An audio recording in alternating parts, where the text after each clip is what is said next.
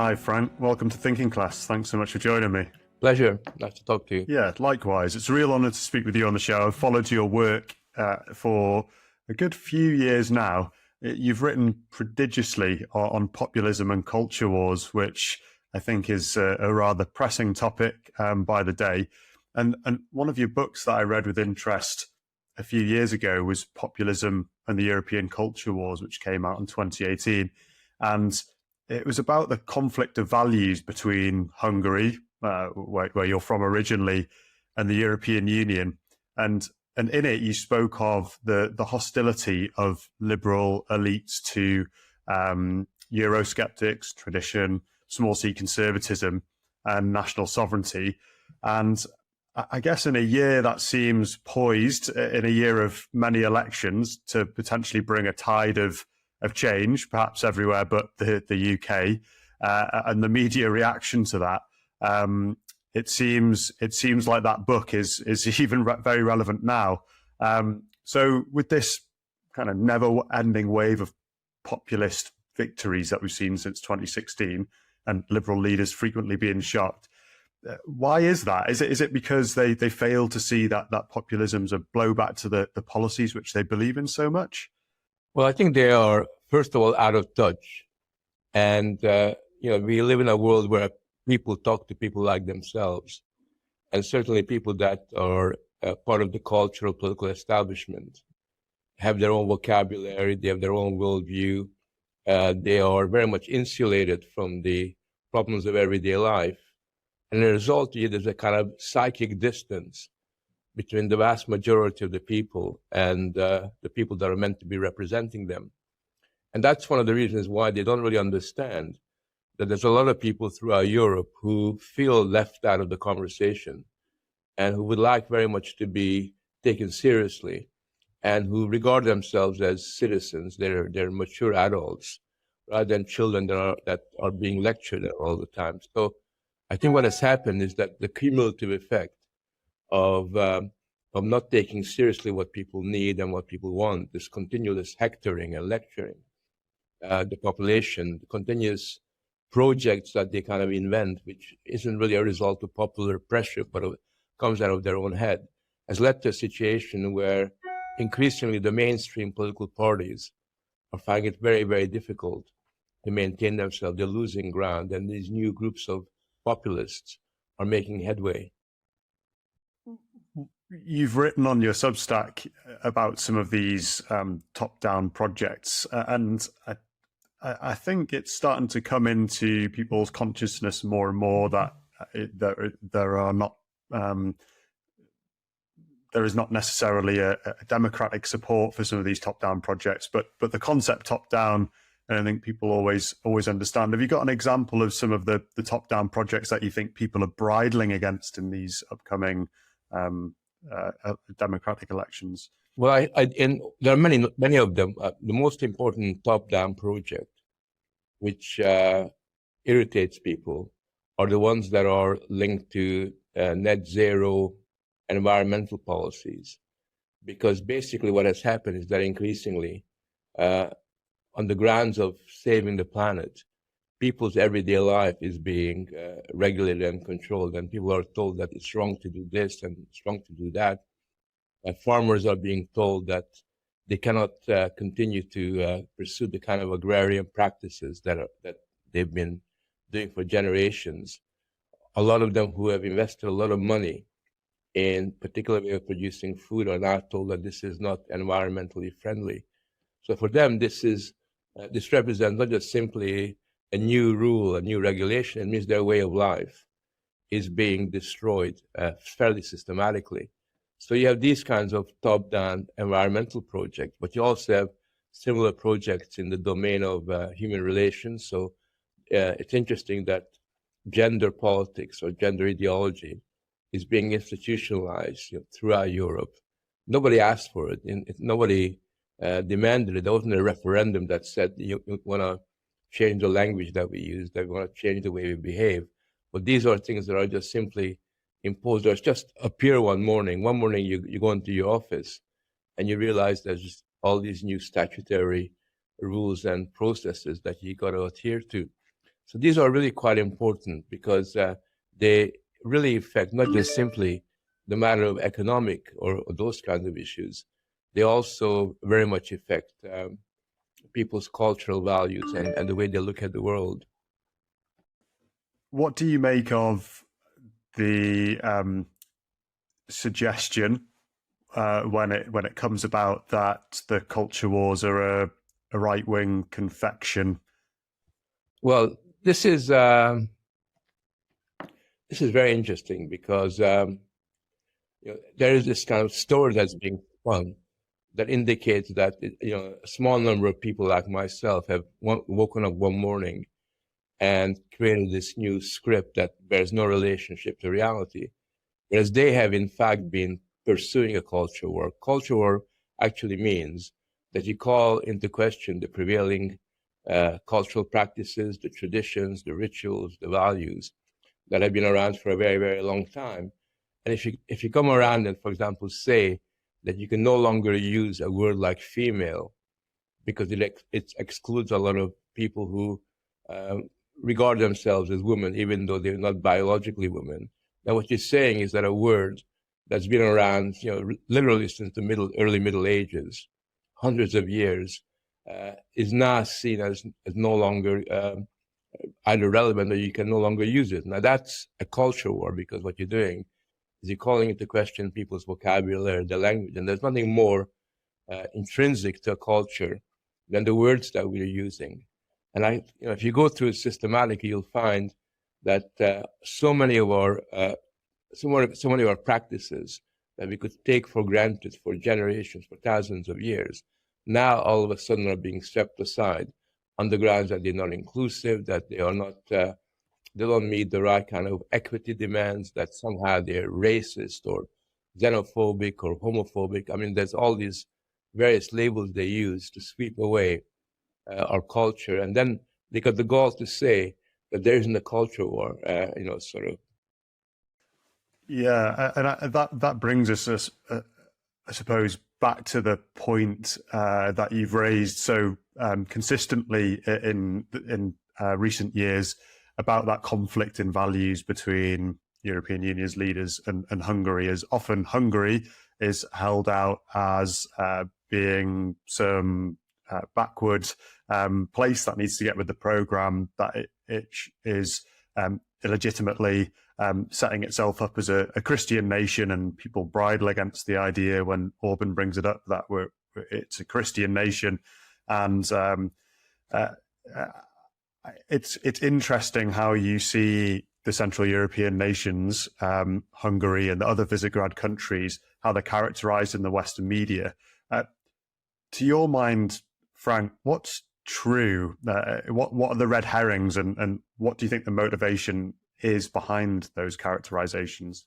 Well, I think there's, first of all, a powerful colonial impulse. I mean, they regard Hungarians and other East Europeans as if they just come down from the trees, as these kind of savage natives who haven't got the sophistication and the awareness that they here in Britain or elsewhere possess. So you got that kind of colonial arrogance that you assume that you know better than East Europeans what is in their best interest. But then secondly, I think they find it incomprehensible that Hungarian government, for example, still takes seriously values and practices which they believe are so outdated as to be ridiculous. And not only outdated, but they are dangerous as well. So, for example, they look down upon the idea of national sovereignty.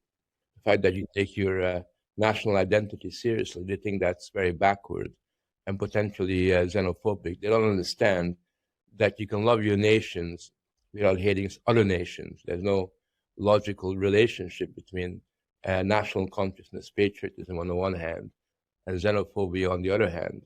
So they think that national sovereignty is wrong. They believe that if you have a religious conviction, if you adhere to a certain Judeo-Christian outlook, that somehow means that you're very backward and mystified, and there's something really wrong with that, because again, from their point of view, that means that you're not inclusive in the right kinds of ways. So they don't really understand why you'd still want to follow your conscience in relation to religious matters. They basically find it bizarre that for you the family is still seen as a very important, sacred, foundational unit in the way that our world works. From their point of view, from a cosmopolitan point of view, what matters are children. So you concern about what happens to a child. What matters are women. What happens to a woman in a relationship, and they disaggregate the family into different kind of problems. So violence against children or against women, they even have expressions like child poverty, as if somehow you have poor children but rich parents. Instead of talking about the family as having economic problems, you kind of always disaggregate the family as if those relationships, those bonds and ties are inherently dangerous. So when you add up all these differences in the different way you're looking at it, you basically have a very strong moral contrast between the two societies, between an East European society and the outlook of the cultural and political establishment, whose views are much more kind of cosmopolitan and much different. Yeah, that is interesting, and I even think about my own political awareness growing somewhat post Brexit, as it were. And I remember in this was pre-Brexit, but in 2015, when the migrant crisis was really starting to get into full flow, and Hungary was being criticised heavily in the media for erecting a border wall with Serbia, and was being called all of those things that you just referenced, xenophobic and racist, for trying to keep out migrants. And I remember watching a BBC interview, and at the time, because I was, I suppose, inculcated with the standard British liberal media institution outlook, I watched the interview and wondered why the foreign minister couldn't respond to these questions. Which, watching it again, they were hectoring. It was what's wrong with you? Why don't you accept all of these asylum seekers? And I think there was something like 43,000 that were trying to get it through to Hungary, and the response was, look, we'll accept asylum seekers. We're going to process them legally. We're removing emotion out of it. Let's deal with the facts. We're a nation of small means, and we want to make sure that we can absorb who we can and maintain our identity. And I remember the interviewer really bridling at that suggestion about maintaining an identity, as though there was something dark about it. And I suppose that is the difference between the Western European countries and the Central European countries. I don't know if you buy into that Samuel Huntington worldview, that civilizational worldview, but it seems that Hungarians and the surrounding countries really get it. And I think partly it's because of their history. They know what it's like to be overrun by alien ways of life, as in, the communist regimes, the Nazi regimes, and not be allowed to live in accordance with their culture and their tradition.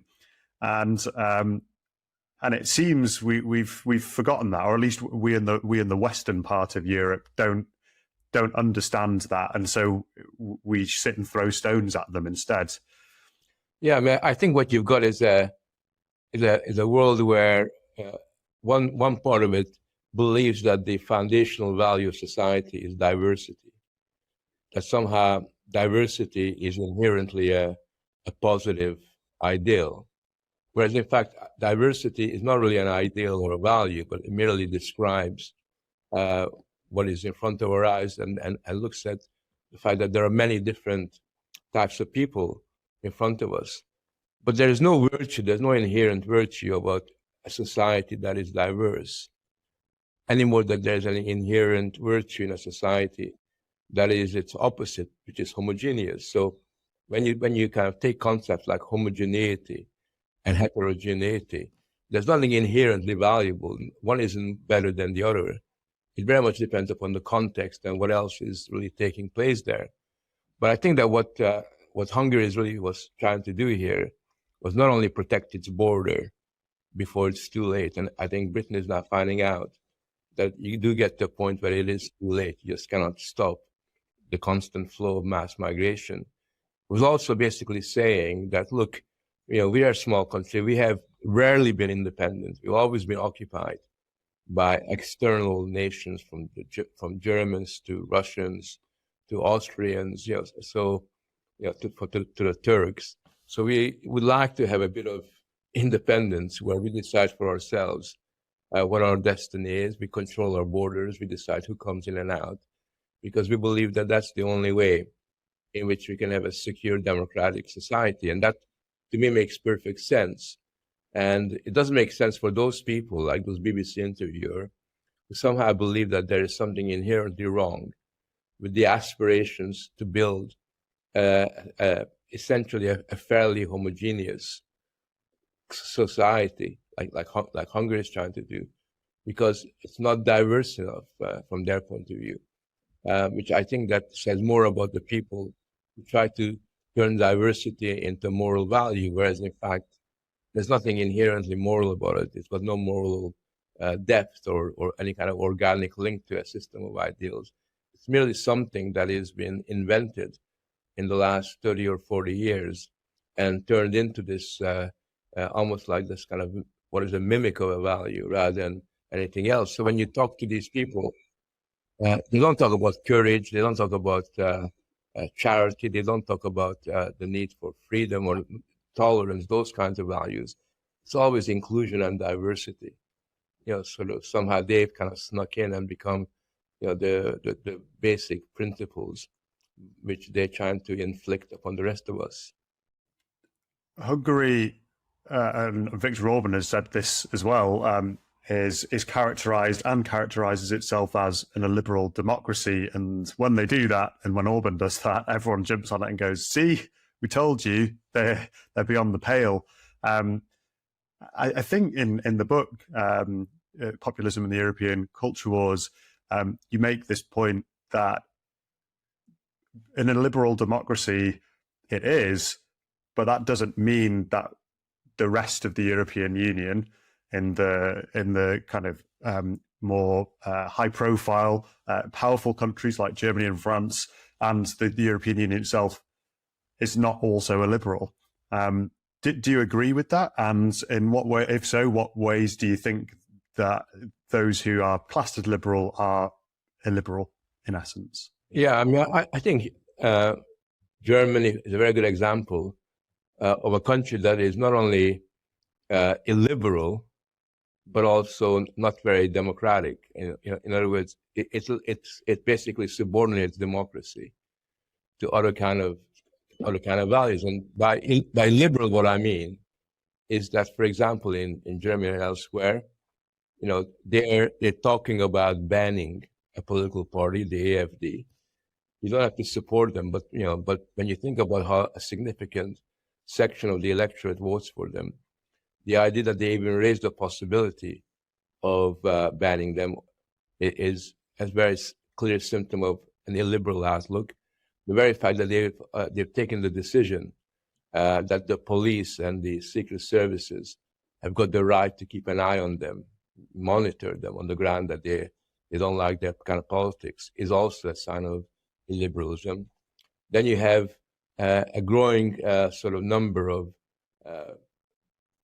arguments about how this and that is hate speech, and therefore that needs to be punished by the law, and therefore censorship and incursions on free speech are quite systematic. I mean, Germany is far worse than many other European countries when it comes to the freedom of expression.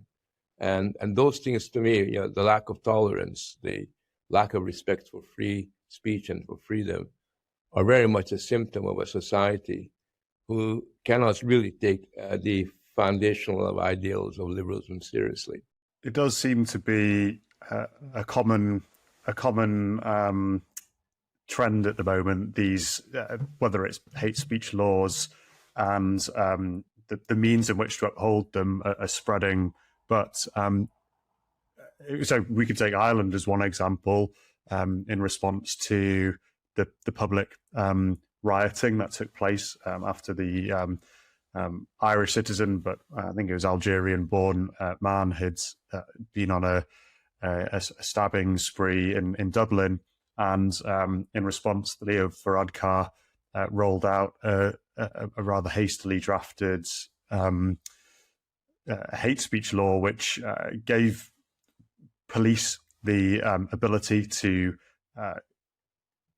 demand your passwords for social media if you were reported for hate speech, and should you refuse to give them, then you would end up being locked up. And recently, Poland, Donald Tusk becoming the leader of the country once more. And I saw on social media that there seems to be somewhat of a purge going on in the media, that people being rounded up out of broadcasting organisations and made sure that they can't speak because they are politically on the other side of the aisle. This strikes me as totally counter to the idea that they're still referred to as liberal elites when they countenance this kind of behaviour, I suppose. Yeah, I mean, I often make the point that when my conservative colleagues describe their opponents as the liberal elites, that strictly speaking, that's not accurate, because there is nothing liberal about these elites. And I mean, it's a caricature of liberalism, what they kind of support, because there are some very important and honorable liberal values that one needs to take seriously and take with us. Values that were fought for over centuries. I mean, everything from the freedom of conscience, all the way to the freedom of expression, all the way to tolerance, all the way through recognizing the importance of moral autonomy, the rights of distinction between the private and the public sphere, and the importance of respecting people's private lives. I mean, these are really quite important, and it seems to me that that's something that's under attack by so-called liberals themselves. What do you think Western political and business leaders can learn from Visegrad countries' modes of government and their worldview, if they were open to it? Well, I'm not a believer in teaching lessons from another nation, because I think that every nation has got to find their own way, and find their own enlightenment.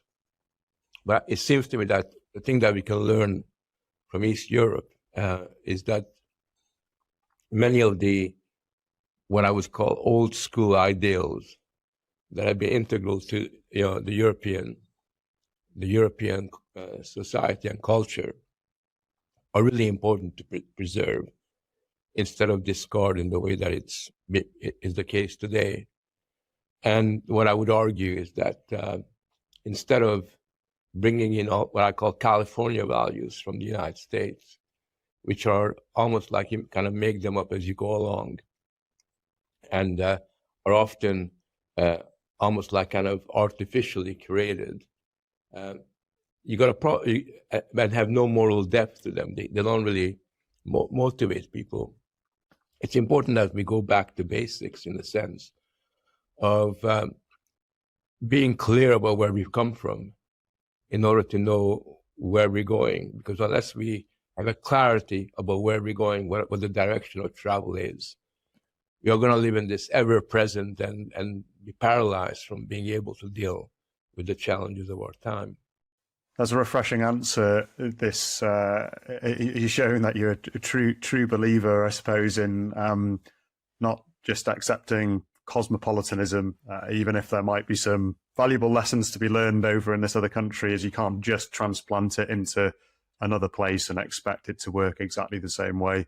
I think that abstraction is probably what's gotten most put governments into a bit of a pickle, should we say, in the last 20, 30 years.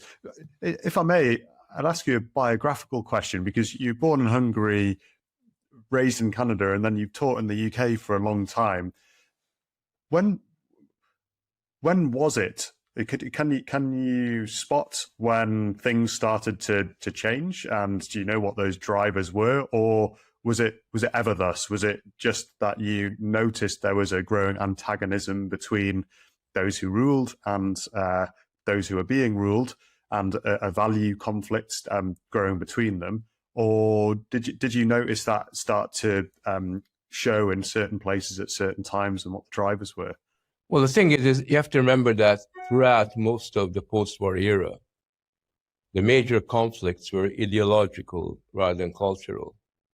There would be about left and right conflicts. They would be about between communism and capitalism, or the Soviet Union and America. And they would be often very much focused within, for example, in Britain, on economics and sort of taxation and how you distribute resources. But what happened was that in the late 70s, we had the exhaustion of all the ideologies that one associates with modernity, from communism to socialism to liberalism to conservatism. And it's at that point that you had a situation where arguments and conflicts became focused on values. It first began with the rise of environmentalism, where green values began to challenge the way that production was sustained, and that was essentially a cultural argument. In fact, they used to call that the cultural turn in the late 70s, early 1980s.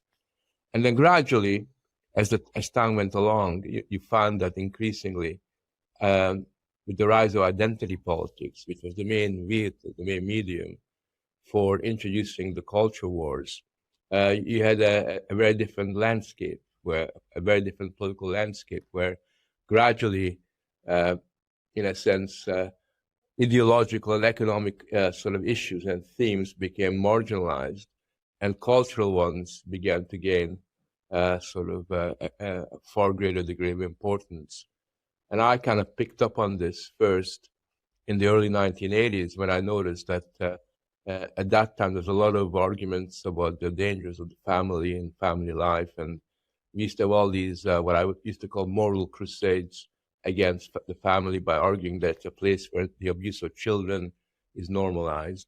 And especially because I was very fortunate and blessed with a really good family where I grew up in, where my mother and my father were extremely supportive, and we were all very, very close. I found that these new versions of what a family is like is a place where violence occurs, and they use that expression, the dark side of the family, as if somehow there's a dark side to the family.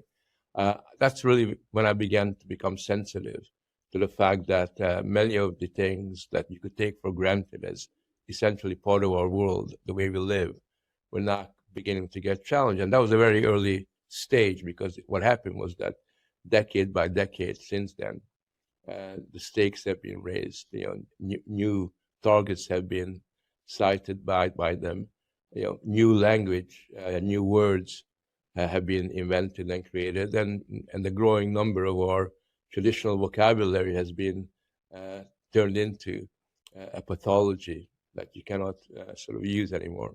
It's fascinating just how, I suppose, viciously the family has been attacked in the popular culture, when there seems to be reams of evidence that is starting to come to the fore now that suggests that that's having some seriously deleterious effects on children and now our young adults, because that's the culture they were brought up in. Now, I know there's a book right now doing the rounds in America called The Two-Parent Privilege. There's plenty of data to suggest that particularly boys, but all children that grow up in a split home have much worse life outcomes. And I think Jonathan Haidt has been doing quite a lot of work that sees the link between the generation that's been brought up in institutional childcare and safetyism, and those that came before, which were brought up in a stable household like the one you were describing. Yeah, I mean, I don't agree with Jonathan on that particular point. I don't think that childcare is a problem. There's nothing inherently bad. I think it's a very useful resource that helps parents out. The reason why you have safetyism is because the whole of child rearing culture has changed quite fundamentally. It's become much more risk averse. And that risk aversion is something that is not rooted within the family, but within our society itself. And it just so happens that what I call the therapeutic turn within Western culture, where you increasingly medicalize what I see as existential problems, begins to get stronger and stronger and stronger. And within the family, that takes the form of this obsession with the necessity to protect children from the challenges of life. So what you have in the whole domain of parenting is a situation where every single experience that children can have comes with a health warning. And that's got nothing to do, I think Jonathan misses that a little bit.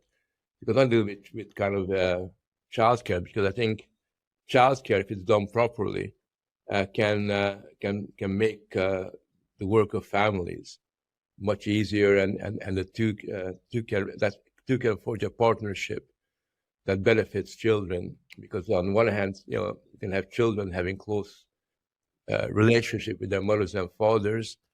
It's quite important for their existential security, whilst at the same time, within a childcare environment, they can learn to engage with their peers. They can learn how to develop the kind of skills they need in the public world, which the sooner they learn, the better.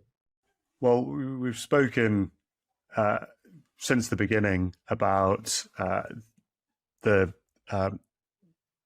elite classes, ruling classes, ideas, values that are in conflict with people's interests more broadly.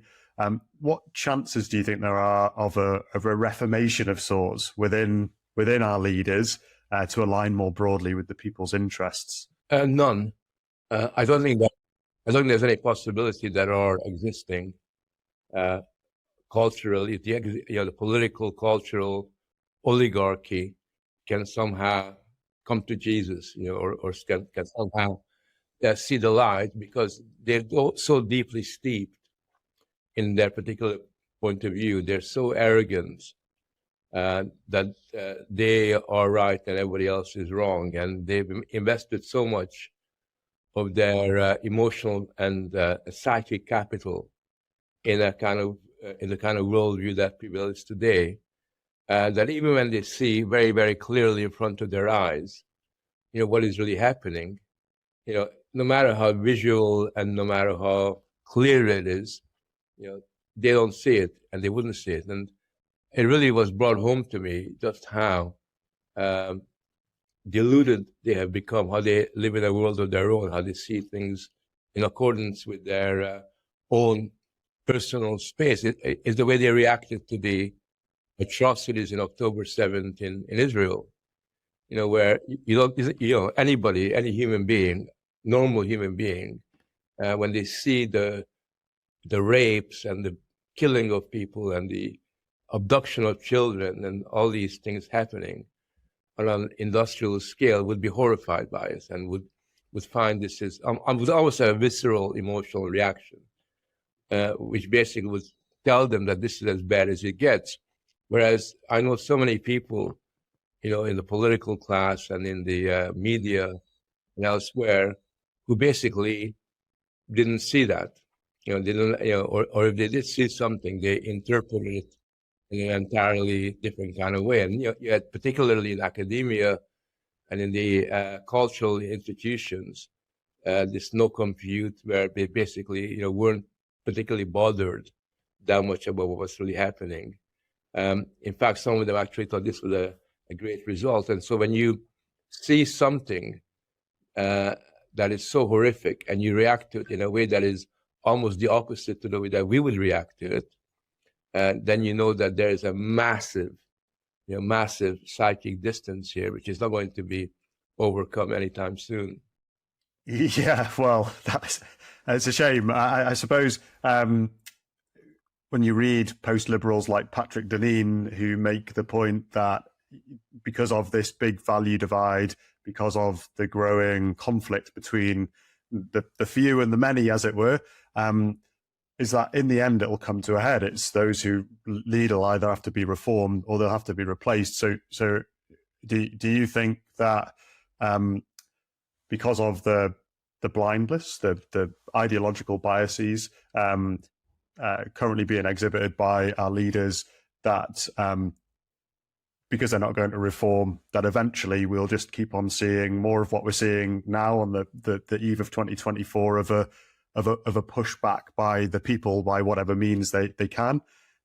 Do you think that's the only way that there might be an alignment with people's interests, is a full replacement of the elite, hopefully in peaceful ways? Yeah, I mean, look, if we basically fold our hands, our arms, and allow this development to continue, then it will get worse and worse, right? Because if you look at the dynamic at the moment, you have a situation where the culture war, finds new targets and finds new ways of essentially undermining what is left of the world that we kind of come from. So yesterday, they will make a big issue about the fact that the idea that women and men are binary and are different, that's somehow wrong. Now, tomorrow, they're going to make a big deal about the fact that it's wrong to make a moral distinction between humans and animals. And then we're going to have a huge discussion on that, because that's got incredible implications. We're already moving in that direction. It will change so much of the way we live, because human civilization was founded, one of the foundations of human civilization was in the special moral characteristics of humanity and the distinction between humans and animals. So that will get worse. So the only thing that we can rely on is democracy. I think democracy is the only weapon we have, because democracy allows majority opinion to find some kind of an expression. It's not always easy, because there's always attempts to curb the majority sentiments. But democracy is really quite important, especially in those circumstances where you can have a referendum. I think if you look at the referendum in Australia, that was really very encouraging, because there you had the entire establishment, arguing that, sort of this silly idea of giving indigenous, so-called indigenous communities, this kind of grotesquely privileged position in terms of bypassing democratic decision making, was rejected by the population. Nobody expected it. They were so confident that their plans would go through, but it was rejected, because it was possible, just like during Brexit, for the majority to give, find their voice. So democracy is the only weapon that we have, and we have to rely on our own resources. Now, that's not going to happen soon, because we lack the clarity, the intellectual clout. We need to develop our own alternative intellectual elites, ones that can really come up with the good ideas, persuade, sort of influence the media, project a narrative that is motivational and inspiring, that can challenge the prevailing one. But that's the way that's going to come about, and we're going to play our roles in relation to that. And I'm reasonably optimistic, that there is a growing mood within European societies where more and more people are trying to find their voice. And you and I and others have got to do what we can to help people find that voice, because once they do that, then our power will increase considerably. Yeah, and there is obviously a hope that we might be able to get to a point where we've got a more counterbalanced position of views, and actually get back to that point where you could all sit around and disagree with each other, instead of effectively deleting people out of your phone contact list because they don't agree with you. Sometimes I wonder whether the only, I say the only problem with having to rely on democracy is now is not democracy itself, but because of this information environment that we've set up. And as you can see, there's a rising there are rising concerns about misinformation and disinformation are the two terms of the day. And it seems that we are living in a Tower of Babel moment, which is why those stories are timeless, where we're all speaking different languages and everyone dismisses the legitimacy of the other ones. And so it'll be interesting to see how all of that develops. You know, if you do have a rising intellectual elite on the side that offers an alternative to the one that currently holds primacy, is how are they going to be accepted as people who are telling some version of the truth? And how does that come to pass without there being a similar amount of excesses being committed by the other side? They're the things that pop to my mind. What do you think about what should we say a more harmonious set of relations between the populations of Europe and the West more broadly? Well, I think first of all, I don't really accept the idea that we have this unique misinformation problem, that we have this fake news problem. I mean, the World Economic Forum has just indicated that they think that's one of the biggest risks facing the world. And I think that when they say that they're worried about fake news or misinformation, what they are really saying is that they're worried about democracy and the way that democracy works, because in their eyes, if people vote in a way that is opposing to their standpoint, vote in a way that challenges their position, the only explanation they can possibly put forward isn't that democracy is working, but that people have been influenced by, lies and fake news and AI and all these other things. And that argument has been used ever since democracy was first invented in ancient Greece, where they used to say that the sophists in Greece were misleading people, and we need to worry about that. Now, obviously, there are lies and people try to mislead you and me. But in the end, sort of one of the beauties of democracy is that through debate and clarification and argument, we can create a world where, people can learn and find out for themselves what they see to be right and what they see to be wrong. So that for me, we have to fight this kind of what I think is a misinterpretation of the political landscape. Because if we accept that the problem is the social media or the problem is fake news, then what we're doing is what we're saying is we do not trust people to know for themselves what is right and what is wrong. We basically think that our citizens are too stupid to kind of basically work out what is really important for them. So I think we have to reject that. And it seems to me that if you are concerned, if you are really genuinely concerned about sort of having a more civilized political culture, then we have to set the example. I think one of the ways in which we set the example is by being open to argue amongst ourselves. So if, even though you and I might be on the same side, that doesn't mean to say that we agree with every single thing under the sun. And arguing and discussing and engaging in this process of a voyage of discovery is very compelling. If people can see that the culture of debate isn't just something that allows people with loud voices to have their say, but actually leads to progress and leads to a greater understanding of the problems that faces us, then by setting an example and creating forums where debate is taking place can lead to a more grown-up orientation towards public life. At the moment, we're very childish. Particularly the other side is very infantile in the way they deal with arguments and the way they kind of dismiss it and find words to criminalize it almost. So it's really up to us to set the standards. We not only have to develop the right kind of arguments and challenge their one-sided view of the world, we also have to, through our example, create a kind of situation where people know that there's a different kind of way that you operate as a political being, that being a citizen has responsibilities. And one of the responsibilities is that you don't just simply shout, yell, and talk, but you also learn to listen.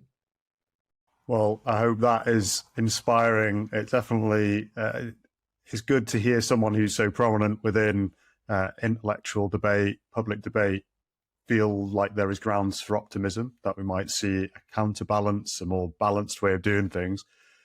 I suppose, as you highlighted, there are impediments to be able to do that. And I know John Gray, when he did an interview for Unheard, had spoken about, as many do now, that liberalism is over. There are very few spaces to be able to have those kinds of reasoned conversations and disagreements with one another.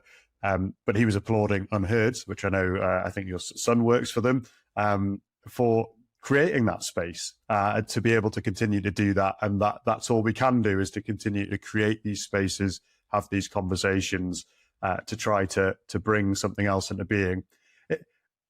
Slightly off-piste, I think it probably is, and we won't have time to go through it, but it does seem to be pretty unchallengeable that whatever it was that we was referring to as liberalism might well have run the end of its course, given the way we see people dealing with others now in society. What do you think are some of the potential pathways from here? Are there some optimistic ones? Are there some concerning ones? What does a post-liberal world look like? And do you welcome it? Yeah, well, I don't know. I don't like post words, any kind of post word, whether it's post-history or, post-liberal or, or post-capitalist. I think that they foreclose the whole historical process. And I think that they create this artificial, almost like before and after kind of temporal distinction. I think that we're now at a point in our time where we have to think about some very basic questions, like what does it mean to be a human?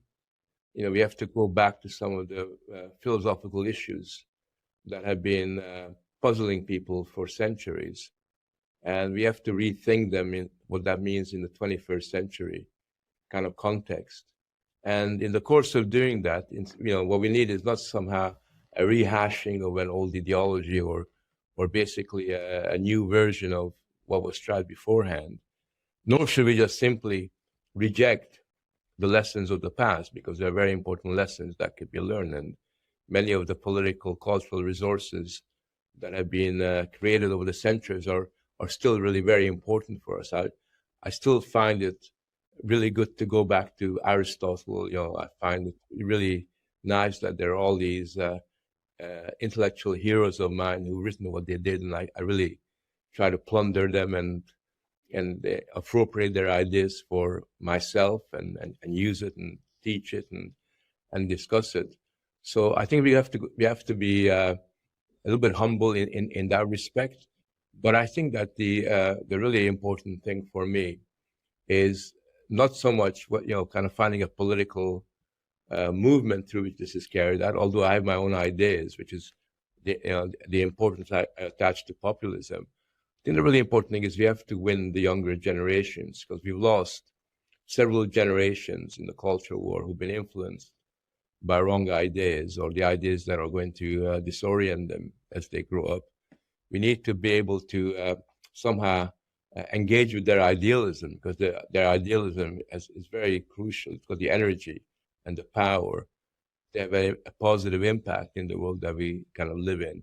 And I think we should somehow address those generations and try to somehow influence them so that they become much more independent-minded, much more independent thinking than is the case at the moment. And to me, that's the best thing that we can do to create the conditions where we can realize the positive potential that exists within society. Because there is always potential in our world, and we should never be pessimistic and imagine that everything is hopeless.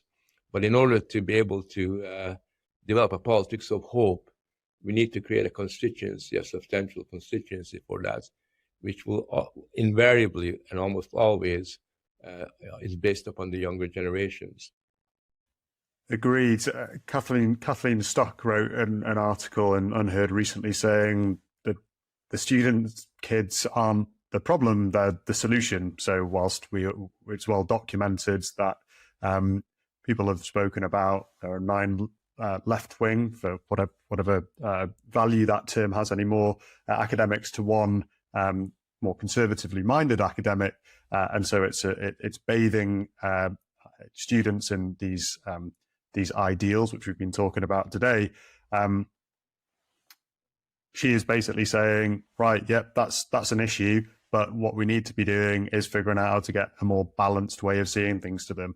Now, I dare say, changing universities over time and somehow incentivizing for getting a more balanced set of academics within an institution. I mean, you work in the industry, you will be able to talk much better to it.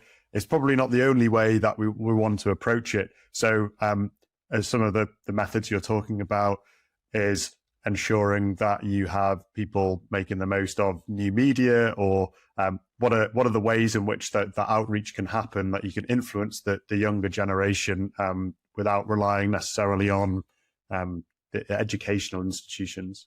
Well, I think that the only way, the most effective way of moving forward is, first of all, by developing an independent media, because I think that an independent media can reach people at all levels of society and all ages.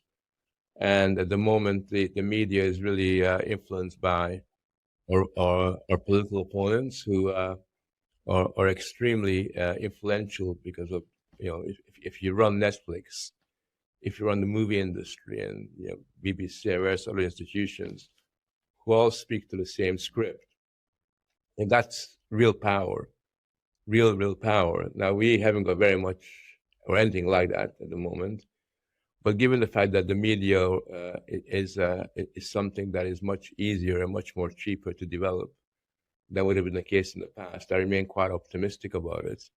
And I'm really glad that at least in England and Britain, we have Spiked, we have GB News, we have Unheard, which are fairly modest at the moment, but I think that they provide a certain pole of attraction. So we have to develop our media. We have to develop our own institutions that can provide an intellectual alternative. And they don't have to be universities or schools, although I'm all for new schools, independent schools that are being run by people who are committed to a more rigorous, high standard approach towards education. I mean, all these things have been tried here and there, but never systematically. And we have to, at some point, address higher education, because higher education is really quite important. It's in many ways far too important, because there's no need for so many people to participate in it, because it changes higher education. It turns into a factory, an industry, rather than the academy. But there's no reason why we cannot start new academies and find some kind of practical ways of making that happen. So a lot depends on institutional innovation on our part and seizing opportunities where they're possible. And that's how I would see us going forward. Thanks, Fran. Well, I don't want to keep you too much longer because you've already been very generous with your time. But to run a thought experiment, let's just say those currently leading the charge that we've been talking about today were to see the blinkers drop off, and they were more open to seeing things differently. What would you tell those of influence to pay attention to in their governance of society? I think the most important thing I would tell them is to stop outsourcing decision-making to non-elected bodies. Stop relying on the courts, upon non-governmental organizations, on international organizations, but really rely upon parliamentary democracy a little bit more. and engage democratic decision making with the people. Because I think the key thing for us is to ensure that the people that inhabit our society work as citizens. They're real citizens who are taking responsibility for the future of our nation. But for them to be citizens, they have to be treated like citizens, rather than as election fodder, or rather than as people that you basically regard with contempt and trying to reform them or change their minds or raise their awareness. So, yeah, I think that being democratic in the true sense of the word would be the number one demand that I would place on them. Frank, it's been an absolute delight to be able to speak to you today. I can't thank you enough for coming on the show. So people listening, watching can find you. Where is it that you publish your stuff?